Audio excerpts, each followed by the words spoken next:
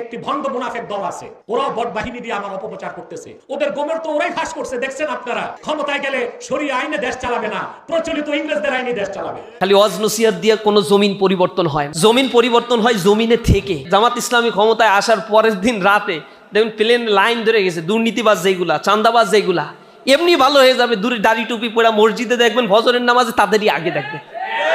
জামাতের কথা শোনার পরে এমনি হাঁটু কাঁপাকাঁপি শুরু হয়ে যাবে, আর ঘুষ টুস এক রাতেই বন্ধ। এটা ভয় পাবে তারা। এবং এরপরে তাদেরকে গণপ্রতিরোধের ডাক দিতে হবে যে তুমি ব্যবসা করবা তোমার স্বাধীন বাংলাদেশে, তুমি বাংলাদেশের নাগরিক, সাংবিধানিকভাবে তোমার অধিকার আছে, তুমি বাংলাদেশের নাগরিক হিসেবে ব্যবসা করবা। তোমার কাছ থেকে 1 পয়সা চাঁদাবাজরা যদি নেয়, কমিউনিটি গড়ে তুলে তাদেরকে পিটায় পুলিশের হাতে ধরাই দেবা। দেখবেন জনগণ কারওয়ান বাজারে যেরকম ধোলাই দিছে, পুরো বাংলাদেশে এরকম গণধোলাই কর্মসূচি চলবে। তখন চাঁদাবাজদের বিরুদ্ধে এলাকায় টিকতে পারবে না। তা চাঁদাবাজ মুক্ত বাংলাদেশে একদিনে গড়ে তোলা সম্ভব হবে ইনশাআল্লাহ। মানুষ যায় ব্যাংকগুলোতে, লোন পায় না, তেলো মাথায় তেল দেওয়া হয়। ব্যাংকিং লোনগুলো যারা উদ্যোক্তা হতে চায়, তরুণ উদ্যোক্তাদের ব্যাংকিং লোন বিনা সুদে বিনা শর্তে এখানে ব্যাংকিং লোন দেওয়া হবে। সাথে সাথে সরকারের পক্ষ থেকে কারিগরি প্রশিক্ষণেরও ব্যবস্থা করা হবে। তাহলে ইয়ত এম্পাওয়ারমেন্ট তৈরি হবে। শিক্ষা ব্যবস্থা হজাবরলা অবস্থা। কারিগরি শিক্ষায় যুব শ্রেণীকে যদি শিক্ষিত করা যায়, তাহলে 6,20,00,000 মানুষ যে পভার্টির সীমার নিচে বসবাস করছে, আর 30% মানুষ এখন বাংলাদেশে চরম দারিদ্র সীমার নিচে বসবাস করছে। এই চরম দারিদ্র সীমার নিচ থেকে মানুষকে উঠাতে গেলে তাদেরকে এম্পাওয়ার্ড করতে হবে। এই এম্পাওয়ারমেন্টের জন্য তাদেরকে টেকনিক্যাল ট্রেনিংগুলো এক্সিলারেট করে দিতে হবে। এবং সেই ট্রেনিংয়ের জন্য জামাত ইসলামী কমিটেড।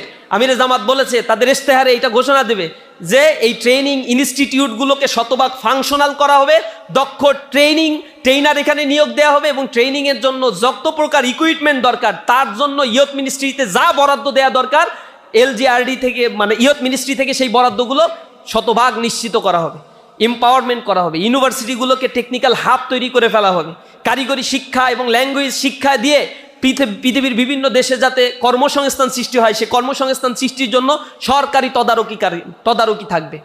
আল্লাহ সূরা কাসাসের মধ্যে এটা বলছেন যে ফেরাউন এই জমিনে তার অপোনেন্ট যারা তাদেরকে দুর্বল করার জন্য কতগুলো পলিসি নিয়েছিল। প্রথমত তার দলের মধ্যে সে বিভাজন তৈরি করে ফেলেছিল, দেশের জাতির মধ্যে বিভাজন তৈরি করে ফেলেছিল।